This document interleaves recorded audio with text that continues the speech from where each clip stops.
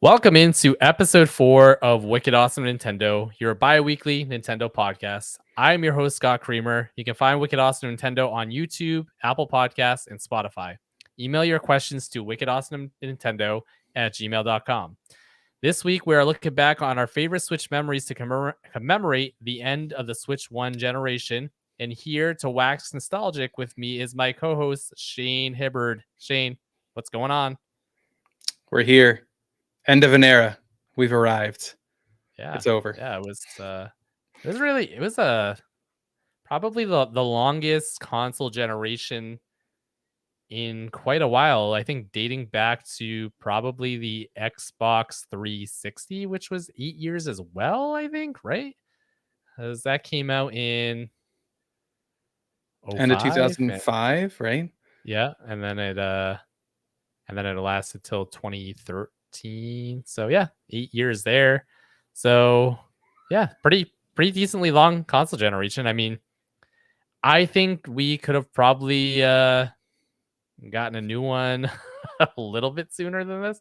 I think maybe last year would have we could have used it last year, but you know what? Here we are. We're a couple weeks away, 2.5 weeks, give or take, from the Switch 2 launch, and I'm incredibly excited, and I know you are as well. So, Yeah, it's been counting down the days at this point, right? yep, yeah, I got my grip in. Then I got my screen protectors. I got everything else pre-ordered. My GameCube controller pre-ordered that the other day when it went live. Thank you very much, Nintendo. Um, and No, then thank got you, the con. eBay scalpers. Do you see the prices on those now? No, I what do just they for got on that? fun, 150 plus, and they're selling for 150. that Yeah, that price, and it's like, oh sounds about man, right. I don't But want I to do mean, I that. guess it's scummy. Don't get me wrong, it's scummy. But it's like this is exclusive to Nintendo Switch Online subscribers. So I mean, I get why that would drive up the price. Don't Sure. get me wrong. It's terrible what they're doing, but like, yeah, that's more than double the price. Yeah, that sucks. I mean, it really Yeah, sucks for people it's who rough. actually want it. Is it Yeah, is it sold out? I don't know. yeah, Or oh, it is sold out. Okay. yeah. It is. So if you weren't there on the 13th when it went live for everyone, to all subscribers, you were pretty much out of luck. It seems like. Yeah, I think it was live there for a good portion of the day. Yeah. But I think by the end of the day or early next morning, I can't remember when it was gone. Yeah, it was it. Yeah. So hopefully, if you wanted one, you got one. If you didn't get one, I anticipate you're going to be waiting quite a while because when the N64 NSO controller went up, it sold out instantly, and then you couldn't find one for months upon months. So, good luck to anybody who's trying to find the GameCube controller from Nintendo. Of course, there are a bunch of third party solutions, but I don't. A lot of people like the official one, so um, yeah. I hopefully there's a quick restock of that one. Agreed. Yeah, yeah. And I would say, I mean, they're only launching with 3 games. So I would say if you're not incredibly drawn by those three you can hold, I would say Yep. don't spend the 150 and hold off until it restocks at Yeah. retail. Don't Yeah. spend the 150, please. I mean, unless you really have like money burning a hole in your pocket. But yeah, I hold the line. You would imagine that Nintendo will hopefully hopefully they'll get them back in stock soon. So we'll see. Yeah. But when I think it wasn't when Nintendo had their direct, there was about a dozen games that they announced were receiving free updates Mm-hmm. for Nintendo Switch 2. They sort of outlined exactly what the updates were going to be. They released this late last week. So the games, we'll start at the top. We'll just go over quickly, and Sure. if you have anything else to say about them, please stop me. Um, but first we have Arms. It's going to be the visuals are being upgraded. The frame rate's being upgraded. It's going to support HDR. Uh, Pretty cool. Maybe this game you're going to see 4K 120 maybe, or I don't know. maybe you'll see like a 120 frame mode with arms. I think that'd be cool. It's a Do you fair have bet. any? Are you gonna revisit arms at all, Shane? I got a feeling that maybe you and I would give it a try just to see how, what they've done to it as a game that we Yeah, both enjoyed and kind of felt like Nintendo has abandoned a little bit. So it's just nice to see that they're like making it the priority at the beginning of Switch 2 to get an update. I think that's the most notable call out. yeah, yeah. They didn't forget about arms, so that's good to see. I really wish they had like a really cool story mode in that game, but hopefully down the line we'll see in Arms 2. It Mhm. sold pretty decently, I think, over I want to say like about 3 million copies if I'm correct. But I'm not 100% sure. I can't quite remember. Next up we have Big Brain Academy, Brain versus Brain. Game share is added to that one. Don't really care about Big Brain Academy. I don't know how you feel about that. No, you summed it Okay. up, I think. Okay. Next up, we have Captain Toad Tracker, updated visuals, and HDR support. This is a game that I never checked out. I am curious about it. It looks cool enough. I did like the little Captain Toad levels in Mario 3D World. So maybe this will be a good time to check it out with the upgraded visuals, and it doesn't say anything about frame rate or anything like that. Do you have any experience with Captain Toad? I genuinely I don't. It's just not one that I ever even got around to. Right. But yeah, maybe if there's some downtime at the beginning of the Switch 2 launch, maybe it's something check out, play with the family, maybe that would make sense. Yeah, totally. Next up, we have Clubhouse Games, 51 Worldwide Classics. They're adding Game Share to it. Um, Clubhouse Games, I like it. It's fun. I'm sure you like it. We all like it. We all love Mhm. it. It's good enough. Minimal Game changes there. yeah, not Yeah. too much. Then we have Builder Garage, updated visuals, and they're adding in Joy-Con 2 mouse controls. I think that's a really good add for that game to make it a little bit more precise when you're uh, doing whatever you do in Game Builder Garage. So Building, you're right. building When you're something. building, mice are precise. Yep. Then we got new Super Mario Bros. U Deluxe. They're cranking up the visuals on this one. Then we got these ones are interesting to me just because this. I played one version of this game back when it came out. Pokemon Scarlet and Violet. They're upgrading the visuals, upgrading the frame rate. So I think I saw something somewhere. I don't know how true it is or not, but supposedly they're upresing to 4K, and then I don't know about the frame rate. If if that game could even get a solid 30, that would be a miracle, really.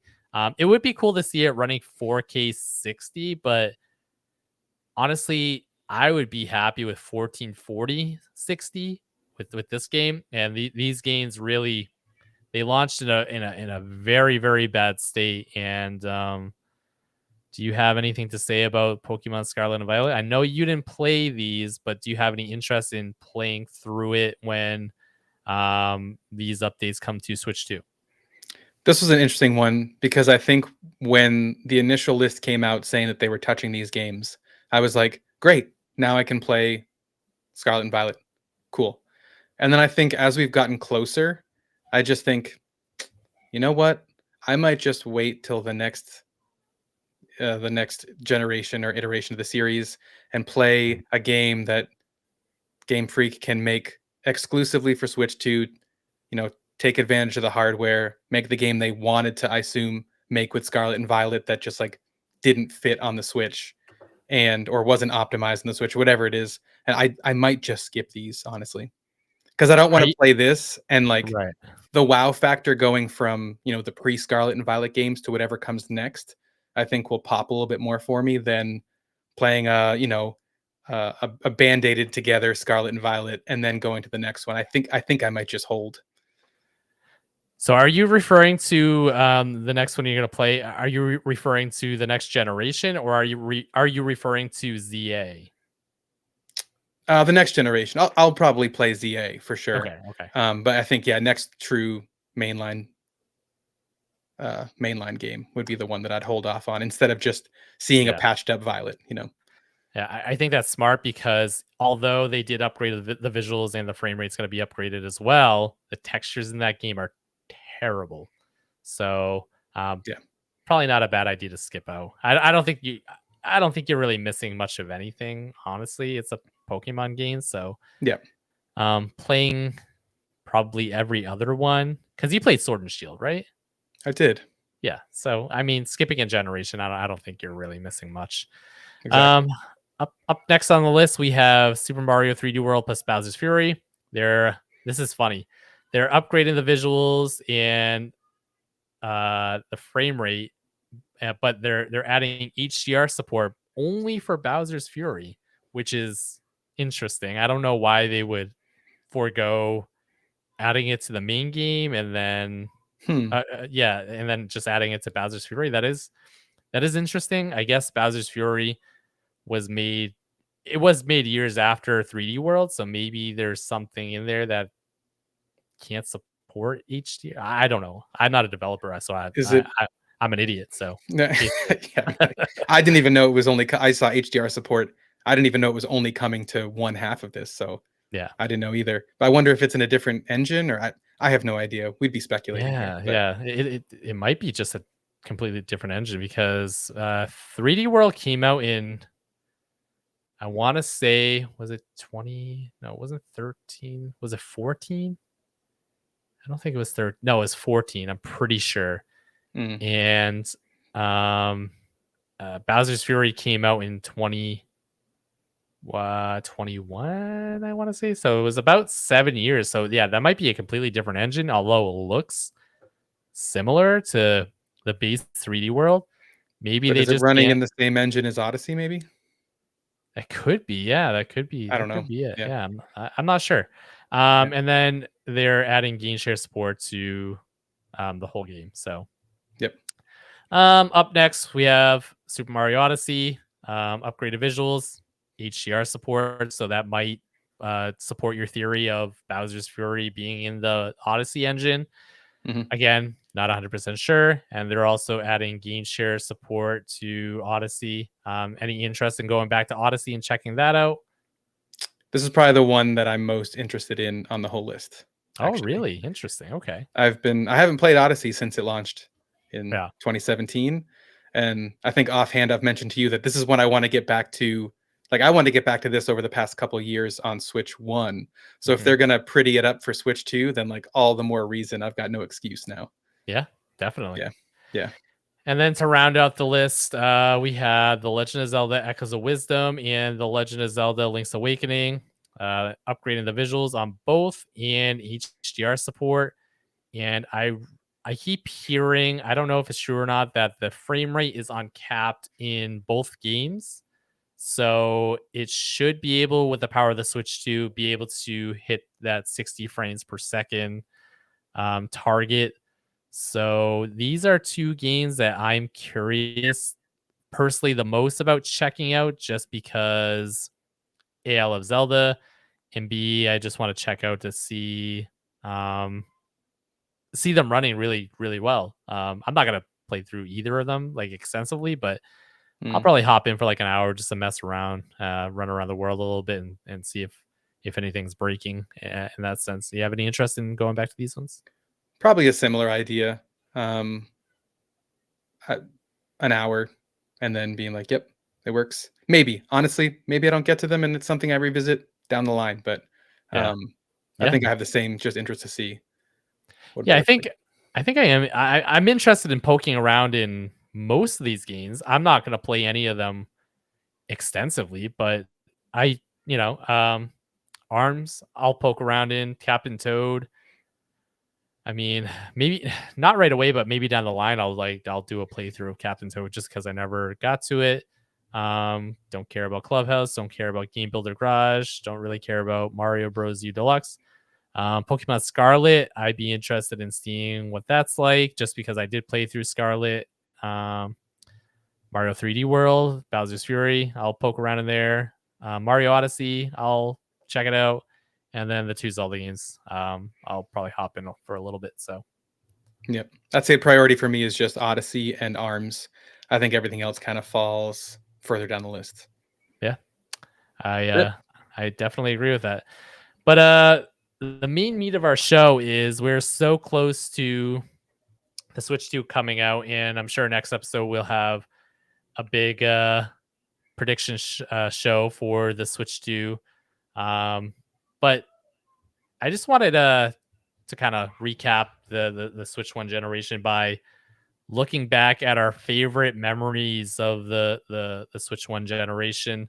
Um, it's a console that's very near and dear to both of our hearts. So I thought it would be fun to sort of take a stroll down memory lane and see and share our stories and our experiences with the Switch One.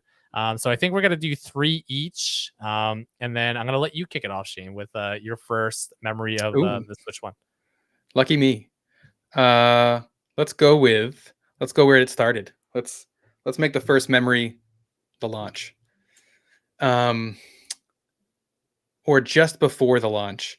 Admittedly, I had kind of drifted away from Nintendo a little bit in the Wii U era, Right, and my wife and I both got into the 3DS at like summer of 2016. It was like, hey, there's some Pokemon games. There's the Zelda 3D game, like the 3D N64 games, and a couple other Fire Emblem and such. I was like, there's a pretty good library here that actually like maybe we should jump in on and grab two DSs because they're $100 right now at the end of the life cycle. And yeah, let's just try to get back into Nintendo because I'd kind of drifted away. And so I think for me, it was kind of jumping back on the Nintendo bandwagon just at the right time for them to hmm also be like, hey, 9 months later or whatever, less than a year later, um, it was Switch launch. And my wife is a huge Zelda fan. Breath of the Wild was coming out. So I think for me, it was the launch. We had, we got a pre-order in at Amazon, and then there was like a pretty well-known delay that Amazon had where it was like, oh, it's coming in launch week, but not launch day for some people. And so we were, of course, bummed. We took the weekend off from work and we were going to play. We're like, you know what? Let's just go to Walmart and see if it's just see, like, why not? We walk into Walmart, lo and behold, one on the shelf. I don't know why there was one on the shelf on launch day, yeah, but one on the shelf. We grabbed it, started off Zelda. A few days later, the second Switch shows up, and we're like, you know what? We can just both have one and we can play Zelda side by side. And I think it's the memory of switching back and forth with the Switch and the dock on the TV as we play through arguably the best game in the Switch lineup, arguably the best Zelda game of all time, right? Um, on this brand new system, side by side was the big memory for me. yeah. That must have been incredibly magical, especially like because you've been sort of away from Nintendo for such a well, I mean, I guess the Wii U life cycle wasn't really all that long, but long enough. And then the 3DS sort of brought you back in, and to have this shiny new system there, yeah, that must have been really really exciting and really cool to It experience was. together. Yeah, I mean, I think it just like it kicked off the Switch being like, wow, this is gonna be something special, I think. Yeah, Um, I mean, you hadn't it's the marrying of obviously it's the Switch, the marrying of the console and the handheld. But that was like the moment where it's like, oh, this settles in that we can go back and forth and play a single player game together using just one TV side by side and talk through things. And um, again, you can do that. You could do that with any handheld. You could do it with the 3DS, and we were doing that.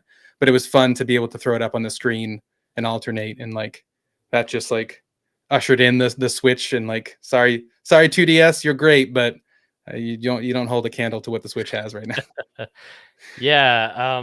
The concept of the Switch was like just so new, so unique. There was nothing like it on the market at that point in time. Of course, like since the Switch has launched, there's like plenty of things that you can dock your Steam Deck and all these other handheld PCs. But it was so novel and so fresh and new and I think that kept things really interesting. The fact that you could be sitting next to somebody playing handheld and they're playing on the TV. I was like, wow, like nothing. Yeah, I can't get this experience with anything else. Like this is really cool. So Mhm. yeah, that's oh, that's definitely a good one. So for my first one, I I had been away. I was a very casual gamer for very many years. I used to just get Madden every year. I had a PS4 and I would just play Madden. That was it. I would sit there for months and months and simulate seasons and do all this stupid crap. But I think it was in 2018 that my daughter was getting older. She was starting to like get interested in video games and stuff. I was doing all this research. I was like, well, Nintendo has this thing called the Nintendo Switch. So maybe I was talking to my wife. I was like, maybe we should get her a Switch. And that that Christmas, her mom bought it was a gift for my daughter and myself. She bought us a Nintendo Switch with Mario Kart, and I knew that we were getting the Switch. So for that Christmas, I was like, yeah, can you buy me the new Zelda game? And I think Pokemon Let's Go Pikachu and Eevee was out at that time. So my wife got me those games for Christmas. We got the Switch, and I got Zelda. I booted it up, and I was just instantly drawn in. I was brought back to like my childhood playing Ocarina of Time, and I was staying up till like 2, 3 in the morning, and I had to wake up for work at like 6:30 to get the kids off and get ready for the day. Yeah. So I was getting very little sleep, and it was all worth it to play that game and to feel like I felt like when I was a kid experiencing Ocarina for the first time. And the Breath of the Wild was a Zelda game like I always sort of dreamed about in the back of my mind. I was like, it would be so cool if they made a Zelda game that was just like so big and so open. You can explore this like big field. Like in my mind, I was thinking of like Hyrule Field and Ocarina of Time, and like that felt massive at the time. But as you get older, it's like it's not really that big, man. Then I was like, what if they did make a Zelda game with like this huge Hyrule Field that you could go out and explore and do all this cool stuff and discover all these secrets. And they did that with Breath of the Wild, and my mind was just blown of all the secrets and all the cool stuff that you can do with the game. And it really that game really spoke to me, and with the Switch and Breath of the Wild, it brought me back into gaming really hard. And ever since then, I've played pretty much every big release that came out for the Switch. Now I got a PS5. Yeah, I played a ton more games than I used to. I wouldn't consider myself a casual gamer anymore. I'm more in the hardcore camp, I guess you would say. I don't really like that term, but I take gaming a lot more seriously now than I did. But I totally owe it to the Switch and Breath of the Wild for really bringing me back in. So um, all those, I played Breath of the Wild for a couple months. I beat it, and then I immediately deleted that save, and I started a new playthrough, and I played through it again. So I played through this game back to back, and um, I just can't sing enough praises for Breath of the Wild. It really is a special game and one of my all time favorites. So Yeah. Completely agree with everything, right? Just like that, the sense of exploration in that Zelda game is just like it's magical. yeah, Really is magical, right? yeah, absolutely. But for number two, what do you got for number two, Shane? I would love to hear what you got. That's a great question. I think I'm gonna move it forward a little bit here. Um, if we're picking 3, there's plenty from that launch year that were exciting, that just, like, grew my love for the Switch on, um, I think more being like an indie, like the indies coming. I'll cheat and do like a 1.5 here and just note that like indies on the Switch are really what carried me in year 1. Yeah, yeah, And I think I think it carried the Switch overall in year 1. Um, and kind of Uh, I don't know. Show me that in between the releases of Nintendo games, I can still play on the Switch, still be supported, take a short indie game. Nintendo's getting all this support from a bunch of indie developers. The form factor was perfect for it, which takes us to 2020. And my most played game of 2020 was Hades.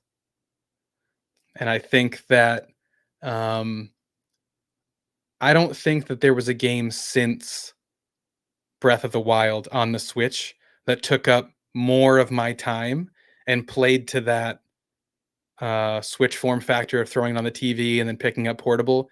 I don't think anything did it as much as Hades did after Breath of the Wild for me. Obviously, 2020, inside all the time, at home, just us. And Christina, my wife Christina, played along with us or with me, and I think we probably played 150 hours of that game in 2020. And again, switching off back and forth. It was like the perfect game of like 20 to 30 minutes in bite sizes where you could do a run in Hades and swap out and watch the other person do a run while you did your another one on your handheld. Um, but I mean, it. I think that was the piece where it's like, okay, here's another one that is selling the console for me. Yeah, Hades is an excellent pick, honestly. Um, I I am totally in love with Hades as well. I'm so excited for Hades 2 to be coming out on the Switch too. I sunk a ton of hours into Hades 1 as well. Across Xbox and Switch when I had an Xbox. But yeah, I totally fell in love with Hades. I never knew that I could like a game like that, but it had such an addictive game loop where you would go, you would get, you get so far, you would die, and then you were like, okay, I can do better. I can get past this boss or past these enemies. Um, and then it was kind of like luck of the draw too, where you would get like that perfect power up, and you Mm-hmm. get like another one to stack on top of that. It's like, okay, these two power ups work so well together, and then I don't know. It was like you had like that perfect run where it's like, okay, I got the power ups that I have my trident, and then I get the power up where when I do the trident, it does like the splits into three or whatever. Mm-hmm. Or what, yeah, you just got like perfect combination of power ups, and yeah, I am so excited to play Hades 2, and Oh, yeah, yeah, yeah. totally agree on Hades. I totally love that game. One of my all time favorites. So Yeah, it was and I think it was for, again, back to playing with my wife. It was one that was like a challenging game that she didn't really steer towards challenging games at the time. right, And it was that perfect like mix of like the narrative supported the reason for it being a roguelike so well that like you're constantly dying, coming back, not because that's the form of the game or like the structure of the genre. It was like you're dying coming back because the story, like, that's what the character would do if you died in this game and came right, back in the underworld again and try to fight your way out. So like that just supported it so much that it didn't feel like a gameplay play mechanic as much as an integral part of the story. And then it wasn't too, like, the runs weren't too long, but they weren't too short. Like 15 to 30 minutes was like you felt like you were able to invest time in it without feeling like you lost hours of gameplay if you lost. And then it just like like encouraged the experimentation of trying different weapons and mixing them with different power-ups and or boons or whatever it was called. It just, I feel like, really encouraged you to just try different things. And then, I mean, that led to 150 plus hours of playing it. Um, but yeah, I mean, could ramble on probably forever about the game, but that would certainly be my number two pick. no, it makes sense, and it's yeah, it's yeah, that's a really good number two. I can't say enough good things about Hades, honestly. For not even being a Nintendo game either. Like it's not even Nintendo. Yep, yep. No, a truly magical experience, really. Yeah. Um, Number two, I got a few of them. Um, I think I'm gonna go with Fire Emblem Three Houses. So back in 2019, I was listening to a podcast and they were talking about this game, Fire Emblem Three Houses, on it, and they just for like weeks and weeks and weeks they couldn't shut up about it. So I think it was late 2019 where I was like, I'm gonna pick up this game. I'm gonna check it out. It's a strategy RPG game where I had very little experience with. When I was a kid, I think I played Final Fantasy Tactics on the PS1 and I liked it, but I didn't beat it. I didn't play through the entire thing. So I started a Fire Emblem Three Houses, and it was right away where I was just drawn in by the characters and the setting and the story, and um, Fire Emblem Three Houses really made me become a fan of Fire Emblem in general. After that, I played Awakening, I played Engage, I started up Echoes. I fell off that one a little bit, but I've I've gone deeper and deeper into Fire Emblem, and this series has become one of my favorite Nintendo series. I'm excited to see what the future holds for Fire Emblem for Switch 2. There's that rumor out there that there's a genealogy of the Holy War remake floating out there somewhere. So maybe we'll see that next year for on the Switch 2 or slash Switch 1 slate. But Fire Emblem Three Houses, I don't. It's weird like going back to like the older ones because they're not like Three Houses at all, really. So I kind of miss that element of um Three Houses where like it is sort of similar, but like I don't know, like just with the setting and the story that they did in Three Houses, I feel like it's kind of hard to top that. And I went back to Awakening last year, and that does come pretty damn close, as far as like the story goes and the relationships with the characters and everything. But I I don't think that I would be as big of a Fire Emblem fan as I am if it weren't for Three Houses. So And if that wasn't the first one that you played, maybe you wouldn't have gotten sucked into the series as much as you have. yeah, I think that's it. Like if this was not my say, like if Fire Emblem, I don't know, Fire Emblem Echoes was my first one, I'd be like, eh. But Yep. I don't know. I just I felt like the world was so rich in this game. There was just so much content. There was so much you could do.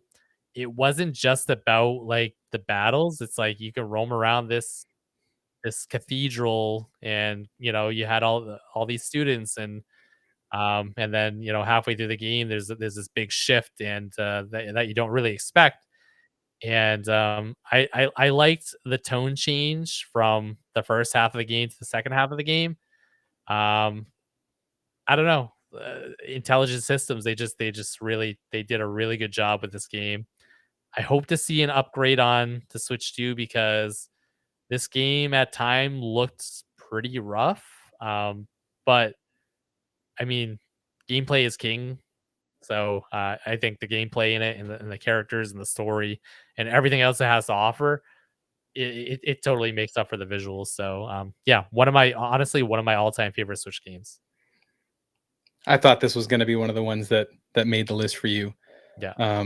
Totally makes sense. And yeah, I feel like it seems like you play a quarterly Fire Emblem game now. You've got one, you go play a couple games, and then you cycle one of those in, which is great. I mean, there's plenty there to play Oh through all yeah. the older ones, and they keep releasing on NSO, and which is great because then you just they release it, you're already subscribed, you jump in, play it, and it makes a lot of sense. But yeah, it's a good pick, real good Yeah. pick. Yeah. You played Three Houses, right? I did. Yeah, Yeah. I haven't gotten to engage yet, although I have it. I just haven't found the time for it. Um, really would love to, but I think it's We'll worth see. a playthrough. It's not it's definitely not as good as Three Houses, but I think overall the story is pretty good. The characters aren't as strong as Three Houses, but I think it is worth a playthrough at least. So Yeah, I'll see if I can fit it in. Maybe in some of the downtime this year, if in between releases or something for Switch 2. yeah, totally. But yeah, So now Shane, we are on pick number three for you, correct? So that's it. Yeah, so what is your final favorite Switch memory? I think this comes down It's to, for me, a tough one. it is a tough one. It really is. Um, but I think truly for me would be just the last quarter, 20% of the Switch's life. Um, like I said, played a ton of Hades in 2020, played a ton of Switch in 2020. Um, and then 2021 comes around and I did buy a PS5. Right. And my launch Switch was looking a little tired. Admittedly, it had fallen off the counter at one point, and the corner where the game cartridges go in cracked, and I super glued it back on. It was Oh man. scratches all over it. It was like it was a well loved console, but it was tired. And um, I would play some of the major releases, but it wasn't my primary console once the PS5 came out. I'll be honest. Um, and the OLED Switch came out in the fall of 2021, and I just couldn't justify buying a PS5 and a Switch OLED in the same year. So Yeah. I kind of pushed off the OLED buy until fall of 2023. I'll be honest, I really thought a Switch 2 would have been announced in Yeah. 2020. It's like I was Yeah. holding off. It was like, oh, I missed the OLED. You know what? I shouldn't get one. I'm just gonna wait for a Switch 2. And then time kept going on, and it was like, you know what? Like the Switch OLED probably is the right move here. And so I kind of decided to just jump back in, buy a Switch OLED, and the first two games that were on my list were Pokemon Legends Arceus and Kirby and the Forgotten Land. Those were two games that had come out between me setting the Switch as my second console to then getting back in with the OLED. Those were two where it's like, man, I haven't got to them, and I really think I would like them.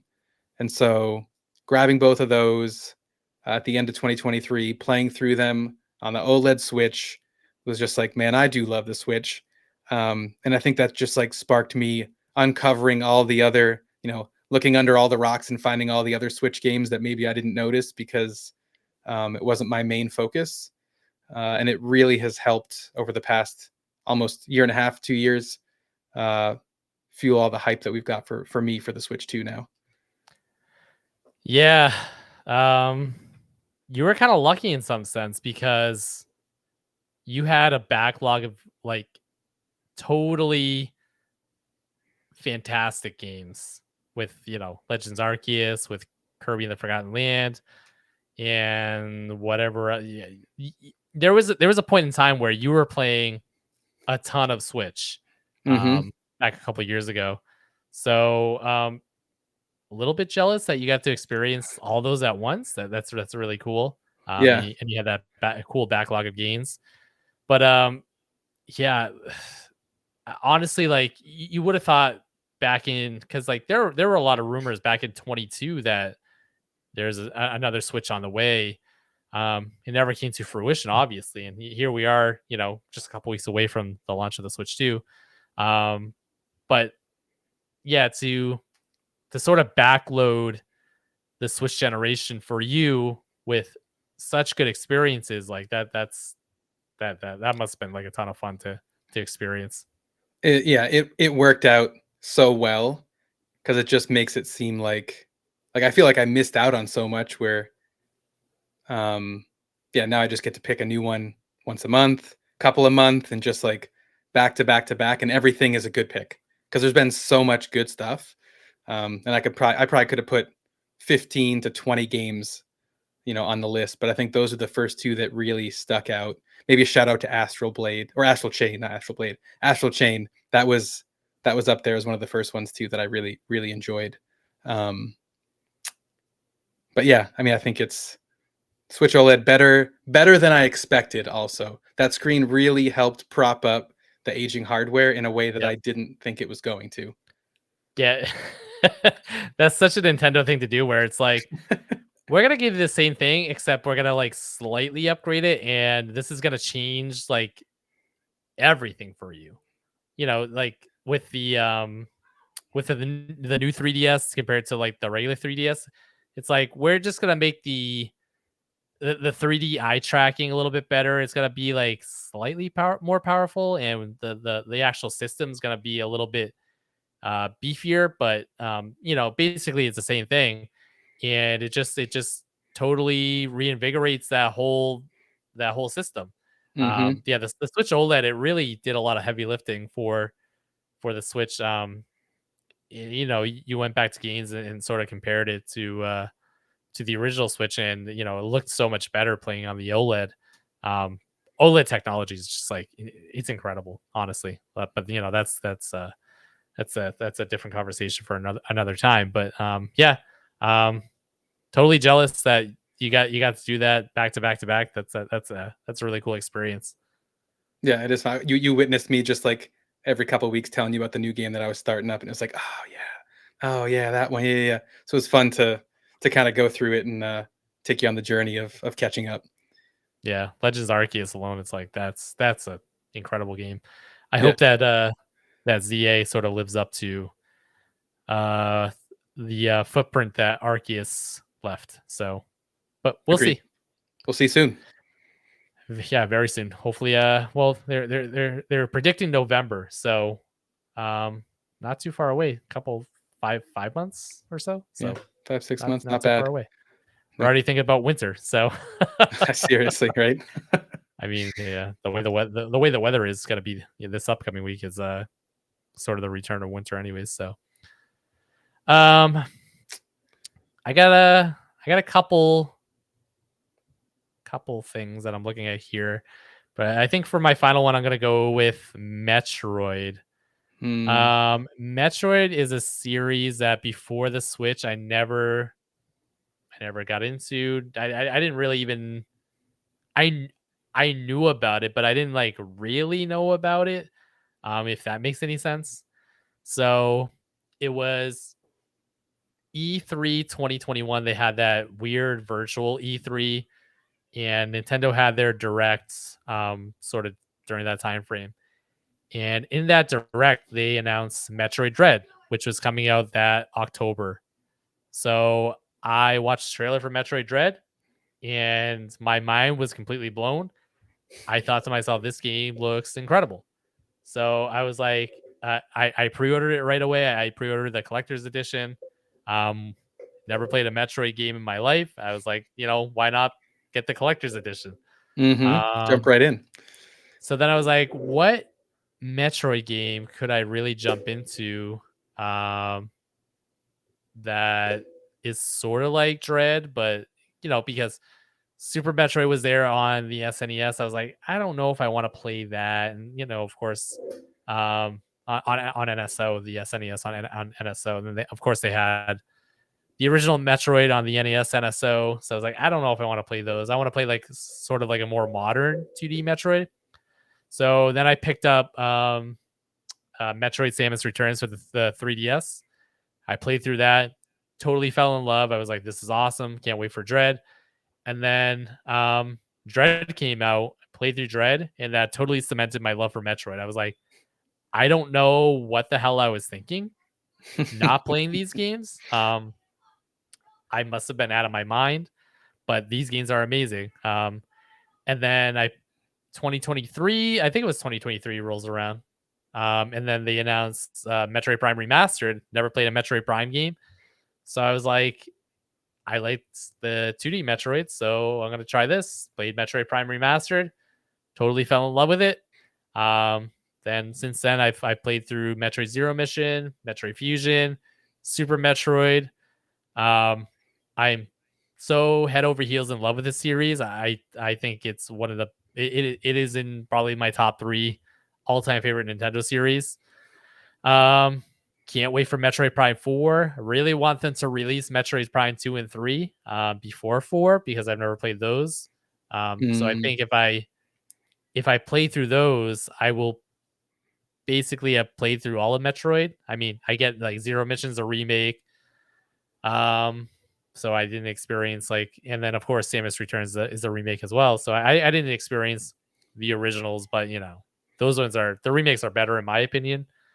and you've got the Um, storyline there, right? Like, you know what's going on. yeah, yeah, Yeah. exactly. But I think that watching that Nintendo Direct back in 2021 when Metroid Dread was announced, that totally drew me in. I don't know what it was. I just thought Samus looked so cool and like this Mhm. like she was running away from these robots that are trying to kill her. I was like this is awesome. It's like sort of like a horror themed ish kind of like this space bounty hunter is exploring the ship and she's getting hunted down by these robots. I thought that was really cool. And then jumping through Metroid in general, like the storylines through all of them is interesting. And Samus as a character herself, she's awesome. So yeah, and the Switch is responsible for me falling in love with Metroid. So yeah, Mhm. that's my third